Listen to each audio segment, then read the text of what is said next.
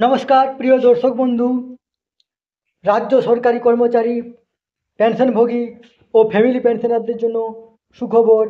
অবশেষে রাজ্যের অর্থ দপ্তর 14% ডিএ ঘোষণার বিজ্ঞপ্তি জারি করলেন। আপনারা জানেন যে গত যে রাজ্য বাজেট, সেই বাজেটকে মমতা ব্যানার্জি 4% দিয়ে ঘোষণা করেছিলেন।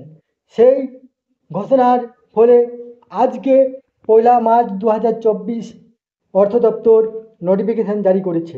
দেখুন এখানে গ্র্যান্ট অফ ডিয়ারনেস অ্যালায়েন্স, যেটা স্টেট গভর্নমেন্ট এমপ্লয়ি, তারপরে আপনার গভর্নমেন্ট এডেড ইনস্টিটিউট, তারপরে আপনার গভর্নমেন্ট আন্ডারটেকিং, যেমন পঞ্চায়েত কর্মী, মিউনিসিপ্যালিটি, এরপরে local bodies, pensioner, family pensioner, তাদের জন্য দেখুন এখানে আপনার ডিয়ারনেস অ্যালাউন্স 14% বেসিকের উপর, যেটা 1 মে 2024 লাগু হবে।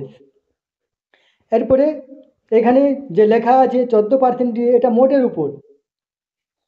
আগে দিকে 10% দেওয়া আছে আর 4%, মোট 14% দিয়ে। এই 14% দিয়ে এখানে উল্লেখ করা হয়েছে।